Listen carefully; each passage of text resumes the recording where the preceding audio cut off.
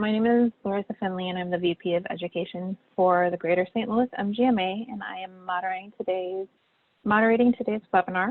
And I wanted to thank Eric Brodsky very much from Epoxy Healthcare for joining us and presenting the material. It's Ending the Paper Chase, Electronification of Payments and Remits in Healthcare. So a little bit about Eric is he is a revenue cycle consultant for Epoxy Healthcare, and it's a medical practice consultancy firm. So prior to joining Epoxy Healthcare, he served as the Chief Operating Officer for one of the largest independently owned OBGYN practices in the state of Illinois, and also led revenue cycle operations for this 58 provider practice for over 8 years. He's been involved with the Illinois MGMA and National MGMA for many years. He served on the Illinois MGMA Board of Directors from 2008 to 2011 and is currently a member of the Governmental Affairs Committee with MGMA. He received his bachelor's in speech and communications from Northeastern Illinois University in Chicago. As well, he's a fellow and certified medical practice executive with the American College of Medical Practice Executives, and he lives with his wife Melanie and their pets in Morton Grove, Illinois, which you were just telling me is a suburb of Chicago. Correct. So, yeah, thank you very much for taking the time to share this information with us today, Eric. And what we're going to do is, Eric is fine with people asking questions as we go along. You can just put them in the chat, and I will share them with Eric as we go along. So definitely want to make this interactive as possible. And with that, I will let you go ahead, Eric. Thank you so much. All right, thanks, Larissa. Well, thanks for having me, everybody. You know, I've been in the business for actually over 30 years. I started when I was in high school, so I've had a lot of experience dealing with healthcare operations, and I like to share my knowledge with everybody. One housekeeping item: the bathrooms are either to your left or to your right, wherever you're situated. You know, I find it interesting that I am typically doing this in person, and so I like to, you know, kind of bring that atmosphere back to live presentation like this. But I also, you know, echo the points that Larissa just said about being communicative here. If you want to ask me questions and stop me, feel free to do that. I want it to be as if we were in person talking. So if you have questions about anything, and I hope that my hair's okay, you know, considering what we're dealing with the crisis, going out and getting your hair cut is not really kosher, except in the case of here in the Chicagoland area. The mayor of Chicago earlier this year, Lori Lightfoot, had a little bit of a controversy where she was telling everybody to stay home, as they should, and then she came on TV and had a new hairdo, and everybody was wondering how that happened.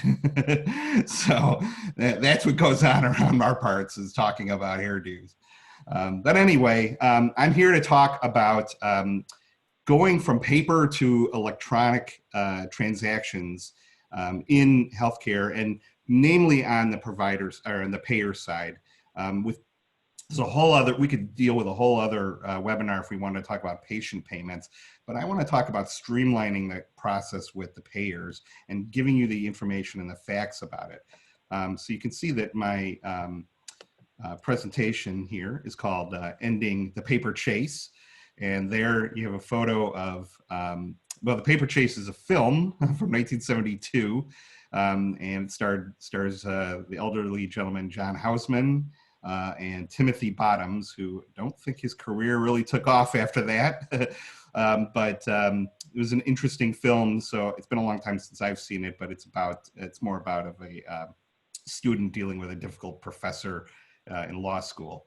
But the idea I thought was appropriate here, that we're dealing with a lot of paper in healthcare, and it's time that we really move towards administrative simplification, as was talked about in previous years.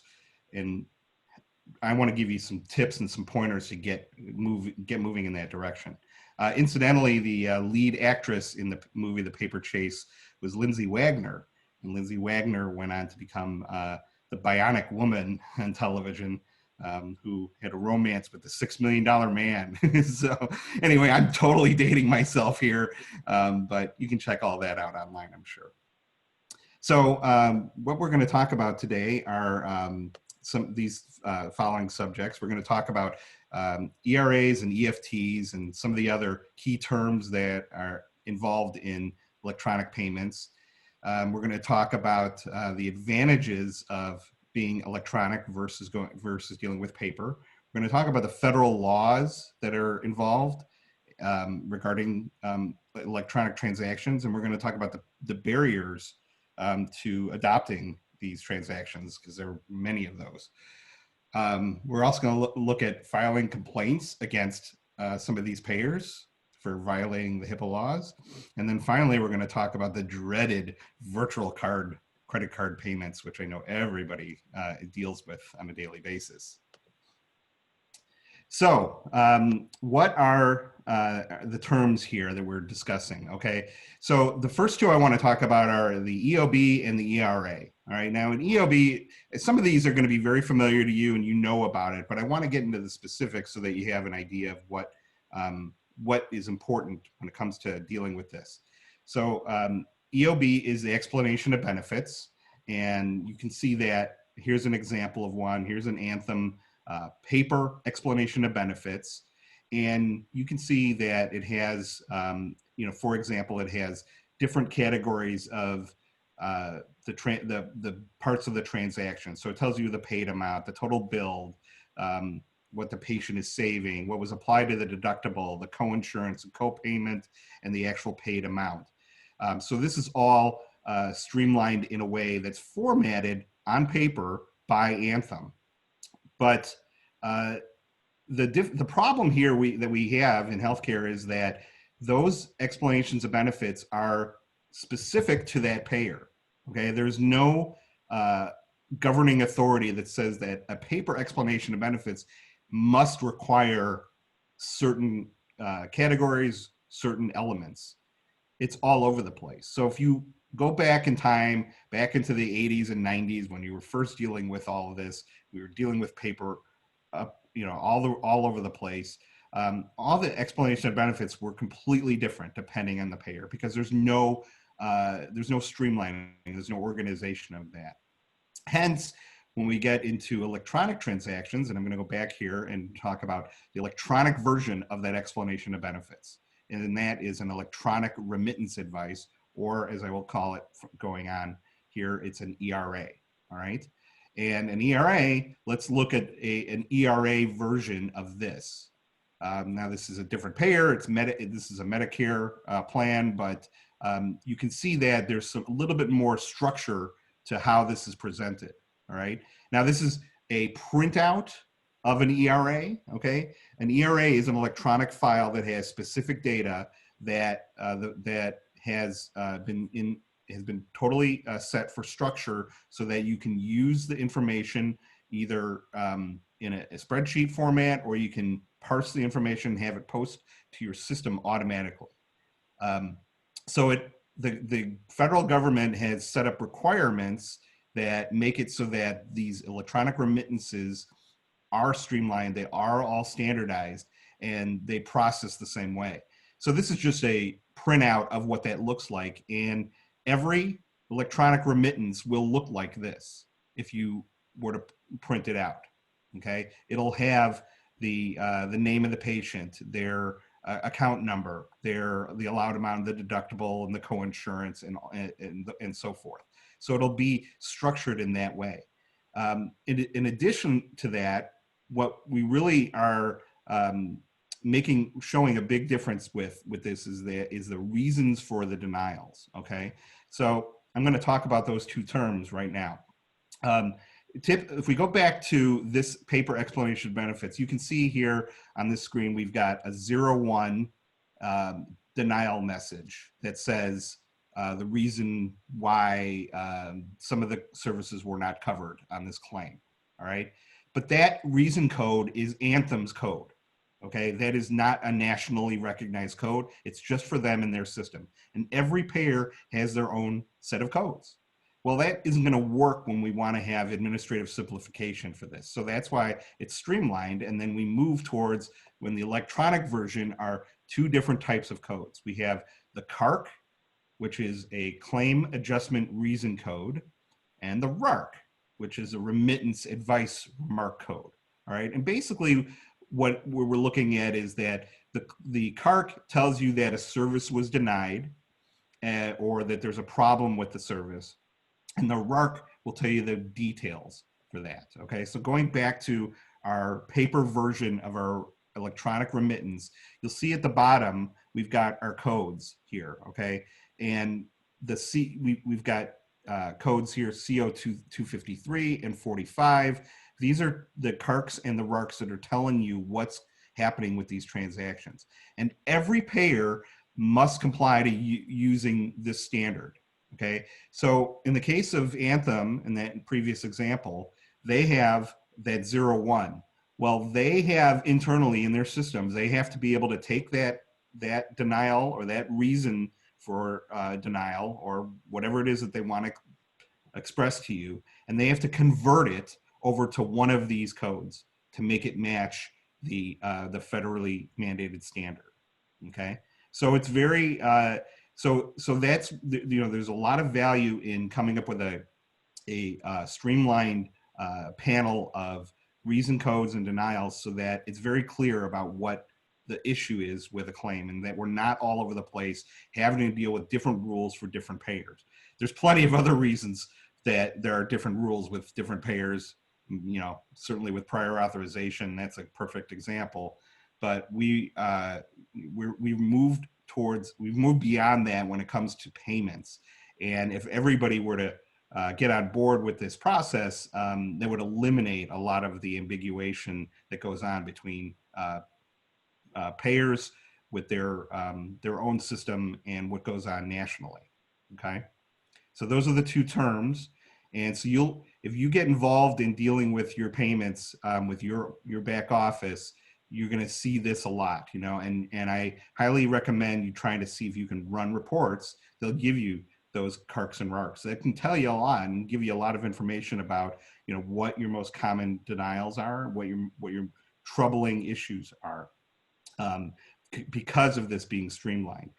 Incidentally, if you work with a clearinghouse, which many of you probably do, you're going to want to sign up for as many electronic remittances as possible. Even if you're not ready to deal with only electronic and you still want some paper, there's some value to that, and that what they can do is they can aggregate the data and run reports for you based on those remittances that come in. So the more remittances that your clearinghouse or even your practice management system are able to pull in, the more data that you're going to be able to have access to, and you can really make a difference in your accounts receivable with claims and billing.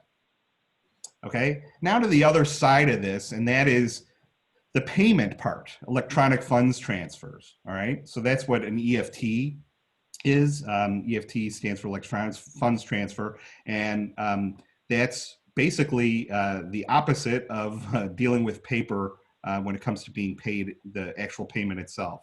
So back in the day, we used to receive our paper checks, and here's some from back in 11 and 10, you know, year 10 and 11. Oh, wait, 1910 and 1911.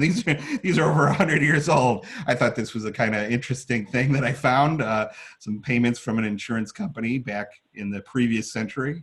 But anyway, this is old school, okay? And I know many of you are still receiving paper checks from insurance companies, but that is really going by the wayside. And there are things that we can do to help you implement that so that we're getting our payments electronically from insurance companies, all right? If you were to have your payments come electronically, you would be setting it up with your bank account, and they would be coming straight in from the payer.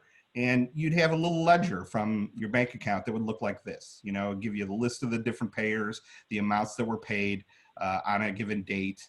And this is sort of your work list. You look at that and you tell your staff, all right, we've got our payments from Cigna and Aetna and Anthem, and we want to find those remittances that are associated with these payments and then post them accordingly. This is your checks and balances. This is how you make sure that everything is reconciled appropriately.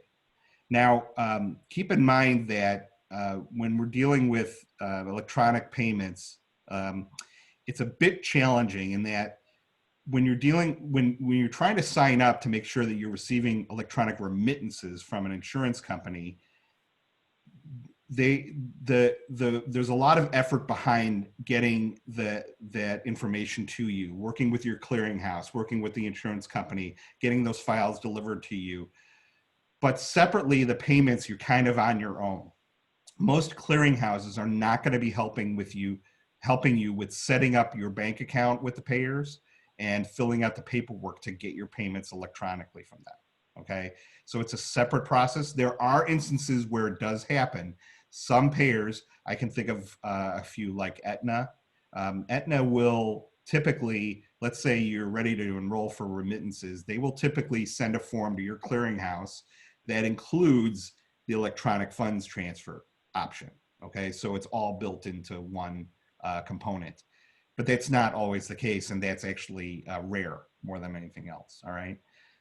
So keep that in mind that it's a two-step process. It's the remittances, getting them electronically, and separately getting the payments electronically. And so then this is what it would look like if here we were looking at the actual payments in the bank account, and then here's an example of a listing of the remittances.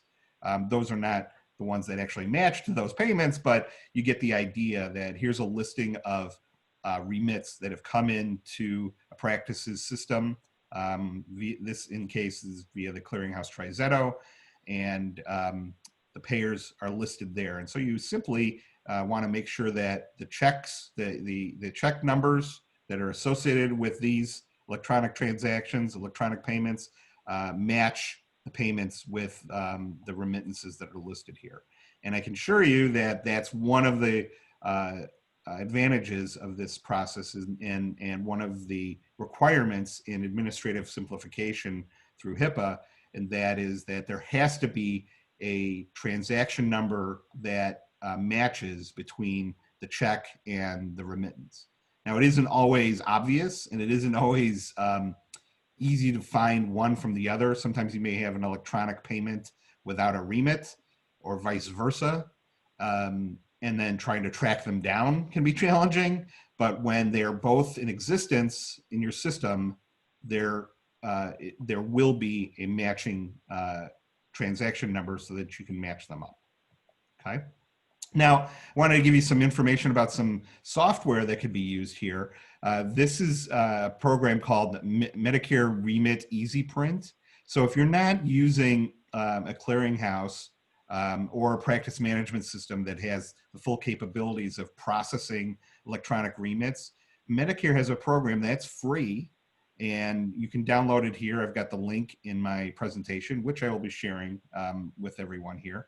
And you can go out and download this. It's free. And any of the electronic files that are available to you can be put into this program.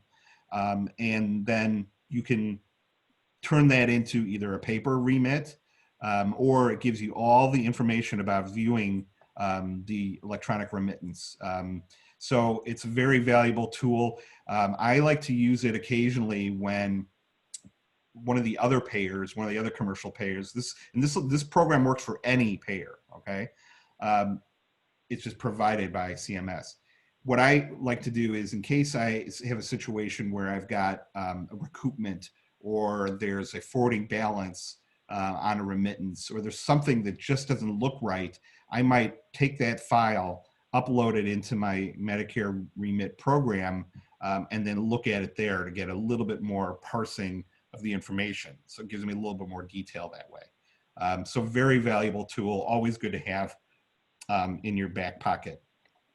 So why should we do this? Well, let's talk about some of the benefits of moving towards an electronic process. If you know, if we're dealing with paper, we're dealing with a situation where things are very manual, okay? And the situation with with automation allows us to, oops, sorry about that, will allow us to eliminate staff time when they're opening up mail, logging the paper check, and then making the bank deposits, okay? Minimizing the chance for improper cash management, all right? More and more, there've been more and more situations out there where there's been theft, or there's been mishandling of checks, or just they get lost. Well, if you eliminate that, if you take your payments electronically from payers, it's almost impossible for the scenario to go awry. One thing that there's a concern about is that I've had questions come to me before, can a payer take money out of your account if you sign up for EFT? The answer to that is no, all right? There's a caveat to that, and that is that they can recoup funds. It doesn't mean that they're gonna pull the money away, but they can process a negative transaction, okay? And so what that means is that a payment that, it's just as if they were doing this on paper. So a payment that may have come in to your practice that is has a recoupment involved, they're gonna take that from one patient's account and apply it to another, or they're gonna short you on that check. Well, that same thing happens in an EFT. So just keep that in mind, that that's how they can get around that. But they are actually not gonna be pulling money from your account. All right, so there's no worry there. Payments are generally received faster from the health plans. So when it's sent electronically, so that's right there. That's, to me, worth it in the nutshell. Statistics show that it doesn't matter what industry you're in, whether it's healthcare, whether it's selling widgets.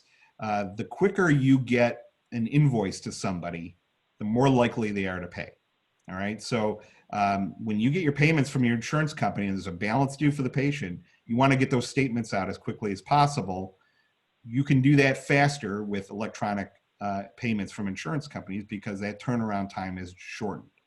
Imagine you've got a situation where the payer pays you in just a few days because you're signed up for electronic funds transfer, and you get a statement out to them in the next day or two after, and they were just seen less than a week ago. It's right in their eyes, it's right in their memory. They are much more likely to pay that bill right away. So an advantage all the way around. As I mentioned earlier, the reassociation of the payment and the remittance is significantly improved because you're not dealing with the trying to track things down from one component to another with paper. It's there in electronic format. And there's more efficiencies when it comes to identifying and resolving some of the problems that occur from denials, requiring your staff to follow up on the issue. So having your staff focus their efforts on what they need to be working on. I mean, these are talented individuals, okay? I know who you have working in your offices. They've been experts for many years. They're very good at dealing with the insurance companies and the denials, but that's what you want them to focus on. You want them to focus on the situation where the ID number is wrong, and they've got to track that down with the patient or the payer, or medical necessity is required and we need to write an appeal letter. Whatever those detailed situations are, that's what you want your staff to be focusing on, not the data rote entry of information. When we use electronic remittances and electronic funds transfers, we are able to much more able to automate the system so that the work and effort that's being done is left to the experts and not done manually. Okay. So let's talk about this from a financial perspective here. There are costs associated with processing payments, and you can see what the difference is. Now, this is from CAQH. It's the Council for Affordable Quality Healthcare. They are also, I'm sure many of you know about them when it comes to dealing with credentialing and the loading of provider information? Well, they're also involved on the payment side, and we'll get to that in a second. But this information in an index that they provided gives you an idea of what it costs to process transactions. So we've got paper claim payments are at a cost of $2.51 and $1, and so this is per transaction. And when we move to electronic funds transfer, we save $1 per transaction.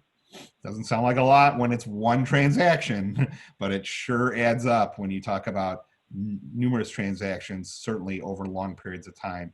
And then when it comes to explanations of benefits, the savings are even greater. We've got a $3.76 cost for paper explanation of benefits to deal with those, to process those, and to work and process an electronic remittance, that electronic EOB, you're down to $1.21. It cuts down more than half the costs of processing that information. So it was interesting when I became a fellow for MGMA. I wrote my paper on leveraging technology in revenue cycle, and certainly touched on this because I touched on other issues as well. But it was when I came up with the idea, I realized I had a little bit of a challenging situation because the graders wanted me to ask and provide information as to why we should do something. And I couldn't think of any reason not to do this. So, you know, I had to come up with the pros and cons, and there really aren't any cons. So it's really a no-brainer from my perspective. So now we get into dealing with the payers themselves and where the challenges lie, okay? So I'm not sure if you're aware of this, but back in 2014, when there was an additional implementation of HIPAA that required that all payers begin to offer electronic funds transfers. This is the January 1st, 2014 mandate, and then also offer electronic remittances to providers, all right? And so these standards had to be adopted by that date. And here we are 6 years later. And, you know, my question to you is, if you have a lot of remits and electronic payments in your system right now, but you're still dealing with some paper, the question is why? You know, I'm sure you've wanted to consider going all electronic, but there are barriers involved. Well, we've got a federal mandate right here. So what's going on with this? Well, some of the times that, you know, when this has been come to my attention, people are asking, all right, so who is required to comply with this? Which payers have to comply? You know, is it the major health plans like Anthem, United, Aetna, et cetera? What about the smaller payers? We deal with HealthLink and Essence and Ambetter often. They may not be so small, but they're small compared to the major health plans. Local health and welfare unions, are they required to comply with electronic remits and electronic funds transferred standards? How about the HMO sites? You might have a small site that's part of a hospital network with a limited number of providers. They may have a small claims processing shop that handles everything. And what about those Medicare supplements? You know, that takes up a lot of time and effort, trying to collect that $20 from the supplement and dealing with a paper check and a paper EOB, you know, just coming out of nowhere. A lot of effort. So are any of these entities required to comply? Well, the answer is all of them are. All right. The HIPAA standard says that any payer or anybody who is a HIPAA covered entity is required to comply with this. And yet you're still receiving paper. Very interesting, isn't it? So the question is, why are you receiving paper and what can you do about it? Well, certainly with the major payers, they are offering electronic remittances and electronic payments. So what's happening there is that you're dealing most likely with some kind of operational issue, whether it's through your clearinghouse or your direct arrangement and contract with the payer, where you haven't signed up fully for electronic funds, or the payer like United Healthcare, for example, they own 70 different insurance companies now. And there's that one insurance company that that's under their umbrella that somehow is still sending paper checks somewhere in there that just hasn't been tied to your tax ID. So those are things that you need to work on and try to deal with on a case-by-case basis. But if you slowly plug away, make your staff detectives, try to make an effort to eliminate those paper transactions, you'll eventually get there. But the challenges come with some of these other payers, okay? Now, let me tell you about the adoption standards or settings right now where we are with EFT and ERA. If you look at this, this is again from CAQH in their index. From when it comes to electronic payments, the adoption in the medical industry, and it's actually worse in dentistry, much worse in dentistry for some reason. You can see that fully electronic practices are we're in 2019, we're at 70% adoption. And of course, 30% are fully manual. And somewhere in there, there's a mix of that, but this certainly shows that there's opportunity to increase adoption. And the same thing applies now for ERA, which is actually even worse. We've got, while there's very few fully manual practices at this point, we've got a lot of partially electronic practices and only 51% who fully adopted electronic remittances. So a lot of effort out there that could be done to simplify the administrative process in dealing with claims and payments.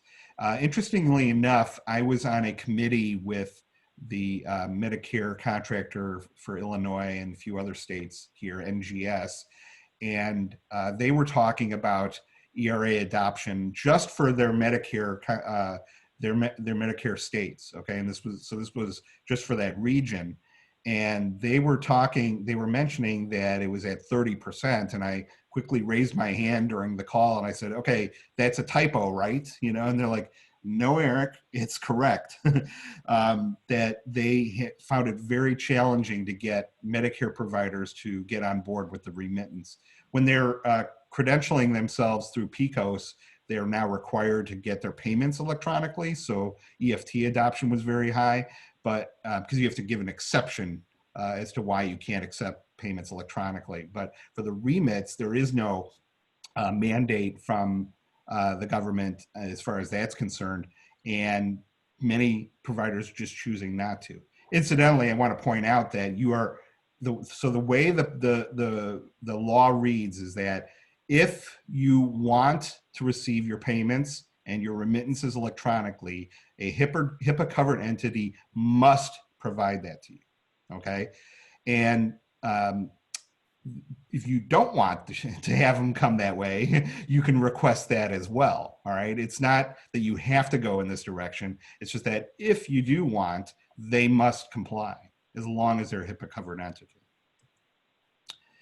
So let's talk about some of those other barriers. This is the one that I hear most often, and I hear about pretty much anything that comes my way when it comes to operations in healthcare. This is how we've always done it. So yeah, the payments are coming in, we're making money, we're doing okay. Well, that excuse doesn't really last very long. I think we got to reconsider that. I know it's challenging to look at something different and to move in a direction that you're not used to. But it's important to at least consider this. I think it benefits everybody. And like I said, it allows your staff to focus on efforts towards things that really make a difference in the practice. We mentioned this earlier. I mentioned this earlier about the concerns about payment security. There are still providers out there that are worried about that. Sure. I mean, we're in a cyber world now where we're hearing about hacks and break-ins of systems, so it's very easy. But the truth is, just having your money in the bank could be you could be considering that as a potential place for a breach of your information or your money. It's the chances of it happening are extremely low, and certainly dealing with these insurance companies who are working on transactions on a daily basis, the odds of having anything happen are extremely low. It's just like when I talk about, like my mother-in-law, she would never go online to Amazon and make an electronic transaction because she doesn't trust it, and she used to write a check and deal things with the old-fashioned way. I don't think Amazon would be doing too well if they were getting hacked every single day. They have a very secure system. And the same thing goes with most of these other entities out there. So difficulty with payer enrollment. So that's the other part that I wanted to mention about here, and that is that really tends to be one of the biggest barriers to adoption. The payers do not make it easy for you to find the information that's needed to enroll, especially for electronic funds transfers. So they're mandated to do this. They have it available, but where is the paperwork? Where is the form that you have to send in? Where does it show on their website that this is the process in order to enroll? You can get a lot of the remittances electronically through your clearinghouse. They'll facilitate that process. Not 100%, they don't deal with every single payer, but many of them are come through that way. But that electronic payment is sometimes elusive. So you have to be very proactive about this and talk to the payers and call them up. And sometimes they'll just blurt it out and go, oh yeah, we deal with Change Healthcare. That's who we send our payments through. Or we do PaySpan or some others that I'm going to mention in a short while here. You got to call them and get that information from them, and then work it accordingly.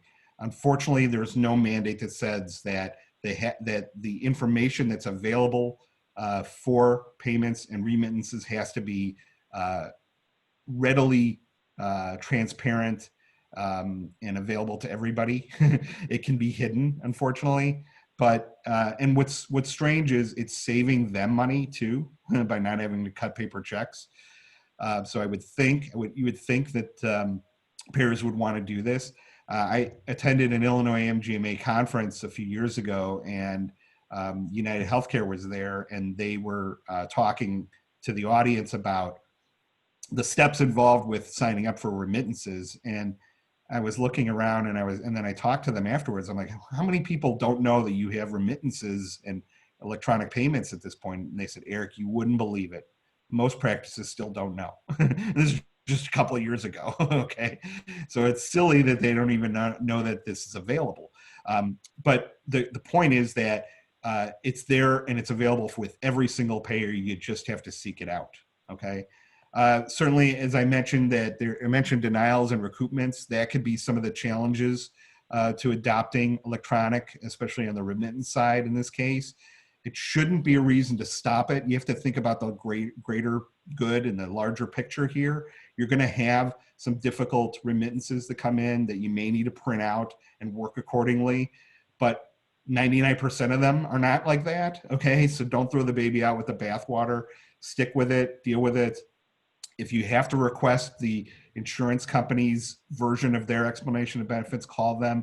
I know that can be painful and a difficult process, but it's well worth the effort to move in that electronic direction.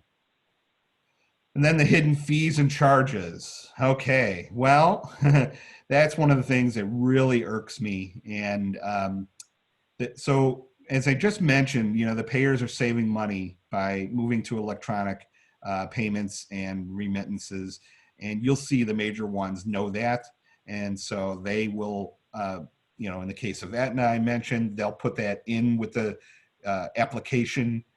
It's sometimes even when you're contracting, they'll put that in with the application. And United Healthcare is a perfect example. They're always advocating sign up and enrollment for this, and it's free. Unfortunately, it's not free everywhere.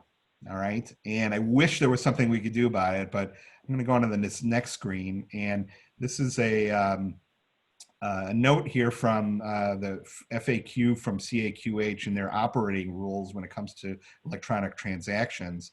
And the question here was, can we be charged a fee by health plans to receive these transactions? And you can see below what I've highlighted, number 5 below, that unfortunately, the answer to that question is yes, you can be charged a fee. The fee cannot be excessive, and it cannot exceed the costs for normal processing. The question is, what does that mean? You know, and who's policing this? Nobody's really policing it. Our government has difficulty doing its regular job, let alone this kind of stuff. So it's not really being monitored. I can tell you that the leaders at MGMA are constantly battling with this and trying to get some clarification and try to eliminate this language altogether, because it seems unfair that there would be any entity charging a fee that comes off of the provider's payment and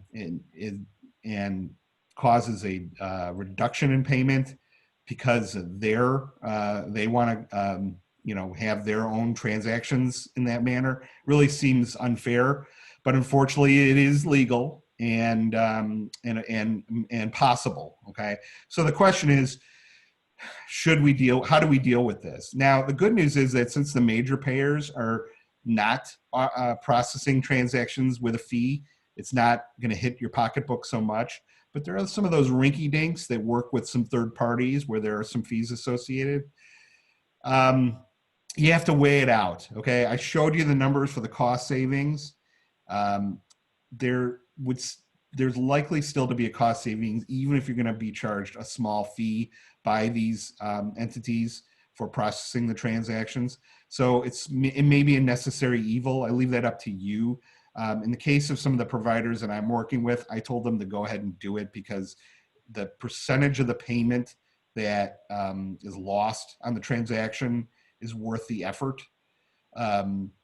But you have to look at that on a case-by-case basis. Maybe you're getting a lot of payments from a small payer that's doing this. You might want to fight them on it. But they are permitted to charge a fee, all right? So I just want you to be aware of that. Now, here are some solutions that we can come up that are available to you for trying to streamline this and to make this a little bit easier. So CAQH themselves has a portal that will allow you to, now a lot of these are focusing on the electronic payment side, but CAQH has a site called Enroll Hub, and you can see I've got the website here, solutions.caqh.org.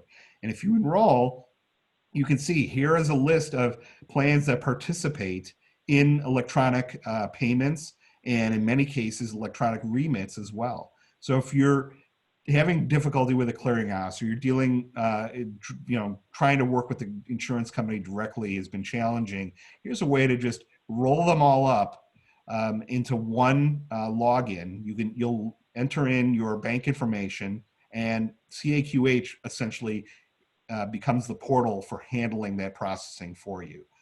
You can see that there are major payers on this list. We have Aetna, we have Anthem from Missouri, we have Cigna, we have Humana, and a whole bunch of other ones. We don't have everybody. United Healthcare has their own system. They don't participate with CAQH, but there really is no downside into setting up an account with this entity so that you can get your payments and remits electronically. You just have to direct those remittances to the correct clearinghouse that you're using, or to the correct folder for where you want to retrieve your remittance files. But very valuable. And I like free. And then OptumPay, I missed the, I've got the wrong slide here on this, but United Healthcare does have their version. It's called OptumPay. If you click on this link, this tiny URL link, it'll take you to OptumPay's website where you can enroll. Again, it's free. And since United is the unique insurance where they've bought out so many companies over the years that there's many different payer IDs, you can roll up the payments all under one enrollment. So it's very valuable to sign up for that there. Some other companies that offer Change Healthcare, while they're very well known as a clearinghouse for claims, they are also a clearinghouse for payments. And there are a number of entities that use Change Healthcare to have their remits and their electronic payments processed for them on their behalf. So they're a third party in that case. So if you were to go to this link, you'll see this page, and you're going to want to click on payment contact change form. You'll fill that out, send that in, and then they'll get you in the process of enrolling, just like you would with CAQH or United Healthcare or the other payers. And here are some examples of some other free EFT sites. You can see these are some other companies that offer this. They also offer other services as well, other payment processing. So that's why they're offering it free. They want to get you in the door and kind of connect with you, but it's still worth the effort. But there's some of the smaller payers that use these third parties to have their payments processed. And then here are the ones that we sort of poo-poo a bit, but they may be the necessary evil. These are 3 examples of paid sites. So we have Zealous and Echo and VPay. Once you're enrolled with them, the process is pretty straightforward, and you're happy to see those transactions come in automatically because it really cuts down on time and effort, but they do charge a fee. So please review your contracts with them to make sure you understand what that fee is and how that plays out into your overall processing for your claims and billing department. Okay. Now, what do we do when you talk to a payer, because this does happen, and they say, oh, I'm sorry, we're not offering the electronic payments or remittances at this time.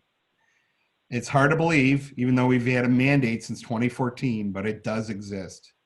Well, what's going on here? This is actually a HIPAA violation, okay? HIPAA indicates that all HIPAA covered entities, all right, there's some that aren't HIPAA covered, but anyone that is, must provide a electronic remittance and electronic funds transfer if you request it. So when they say they don't have it, they are in violation of HIPAA. And what I do is I get right on the horn and I go over to the CMS website and file a complaint against them. All right. And I know some of you are probably like, this is scary. And, you know, being a whistleblower can be a little daunting, but something's got to give. And if we don't make the effort and push these payers, it's never going to change. And they can't get away with not complying with the law and making your lives difficult because they're just not putting forth the effort. So this is what the website for CMS complaint department looks like. And so there's different types of complaints. Now, the electronic transactions have to be in a standard format. If they're not, you can complain about that as well. But in general, what we're talking about here are the operating rules. So the operating rules for HIPAA state that all these transactions must be available to you in electronic format. And if they are not, that's a violation of HIPAA. So you would go here onto this page, click Get Started, and put in that information. You can also file the complaint anonymously. So if you're worried about that, feel free to do that. I am not. I'm very bold about it because I'd love to see them come after me. They're not. Once CMS contacts them, they bend over backwards to try to get this on board. So these are the ones. Those are those small rinky-dink insurance companies or the union plans who just didn't follow the mandate or didn't get on board with this. Those are the ones that need to comply with this, and that we're responsible for trying to get the reversal of their errored ways. Okay. So now let's talk about the dreaded virtual card payments. All right. You see these all the time. Virtual card payments are offered by payers to expedite payments. The payments are often a there's a merchant fee that's associated with those payments. It's just like a credit card transaction that you're processing. And they're often presented in lieu of an electronic payment, or they're set up for a PPO pricing scenario. And they could be a situation where it's an option for you if you're out of network, all right? But in general, what do I do with my virtual card payments? I know I accidentally hit to the next slide, but I shred them, okay? So here's the deal with the virtual card payments. They are not HIPAA compliant. It's a paper transaction, essentially, okay? They're doing what they can to keep it secure by faxing it to you or mailing it to you, and then you manually processing the transaction. But how could it be a HIPAA compliant transaction? There's no electronic file to pass from the payer on to you, okay? So it's impossible for it to be an electronic transaction. There has been talk about the government working towards standardizing some of that, but the truth is we need to just kind of eliminate virtual card payments altogether. Any time you see one of these electronic one of these virtual card payments, so this is an example one, it says expedited or expedited payment, okay, that they're going to pay you quicker for this if you process this credit card transaction. They're going to take a fee out of that, $14. Not worth it, all right? First of all, because remember, they're a HIPAA covered entity. Just because they're offering this credit card, it doesn't mean that they still don't have to offer electronic payments. They do. They do. They're just not. All right. So you need to call them and say, I do not want a virtual credit card payment. I want this to be an ACH payment, automated clearinghouse, or an EFT. Tell them that. You give them the information on this notice, and they must reverse it because they have to offer EFT. All right. So you don't have to do that. But the reason why I say shred it is because they're going to pay you no matter what happens. All right. That their obligation to pay claims does not disappear because they're offering a virtual credit card payment. All right. So yes, that payment may have come a little bit quicker when you've processed the credit card payment that's being offered here. It will come quicker, but it's not worth the effort. Don't play their game. Get rid of them. Just take them to the shredder and forget about it. But I did mention here before that this may be an option for out-of-network claims. So if you know you're out of network with a payer and you're just trying to get claims processed, this might be a situation where you would accept them. It's the only time I could think of where it's where that situation could arise. You're still going to get paid. Just because you're out of network, it doesn't mean they don't have to comply with EFT and ERA. They do. Okay, so that doesn't change. It's just that your challenges of getting paid the benefit that you're looking for out of network are much higher. So they're offering you a deal. You know, this might be a way to negotiate that deal. That's the only situation that I would consider a virtual credit card payment. Otherwise, take them over to that shredder. So other benefits about ERA and EFT, staff are able to process EFT payments more easily. Each payment is linked. Again, mentioned earlier that insurance payments come via EFT are more quickly processed, and then patients receive their bill more quickly, reducing of billing errors, leading to fewer mistakes, less verification involved, focus on those much more important issues that go on. And will ultimately result in a reduced days in accounts receivable. When I was at my OBGYN practice at the beginning and I started that process, converting them from paper to electronic, because my predecessor was all about paper, our days in accounts receivable was in the 30s, which is actually pretty good. It dropped in half once I started that process. It was amazing what a difference ERA and EFT can make. Other tips, pay attention to your contracts that are new or renewing with payers. Make sure that make sure you understand what the policies and procedures are for enrolling for EFT and ERA. Make sure that you've got a contact over there. You want to work with your clearinghouse, especially on the ERA side. They're the gatekeepers on your behalf for those remittances, and push them. Don't let them tell you that they don't know what's going on with the payer. If they don't have an arrangement with them, that's one thing, but if the remittances are missing, push them. That's their job. They work with their EDI departments, and that's part of what you're paying them for. With virtual cards, like I said, according to HIPAA, you've got a right to choose whether you want your payment EFT or not, and that includes the virtual card payments. And providers are not required by HIPAA to accept virtual card payments. So if you're not interested in that, tell them so. You don't have to do it. But it's also important that you establish a policy with your staff about the virtual card payments, to making sure that they're addressed appropriately or shredded appropriately in the case, in my case. So that's about all I have for you today. We didn't talk about patients information, but hopefully this gives you some enlightening details about what to do with payments. And really, there's ways for you to really make a difference with electronification with the payers.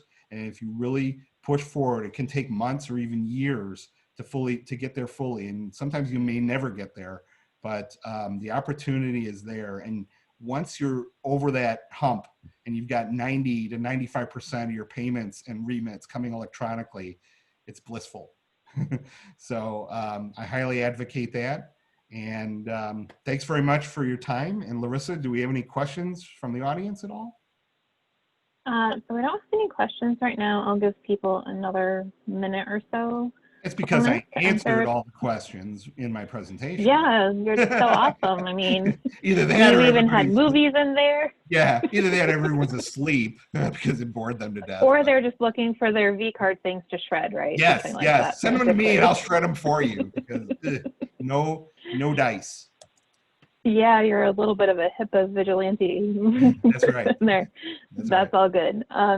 So I can share what is coming up for webinars for the next few months. On Wednesday, November 4th, from noon to 1 p.m., we have a presentation by Tammy Krebel of PNC Bank.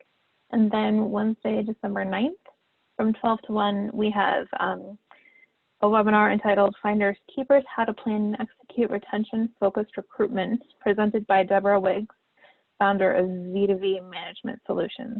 We also have some in-person events. We get together on Grant Trail with, and you can walk or bike along, and those dates are Friday, November 6th at 4:30 and Friday, December 4th at 4:30.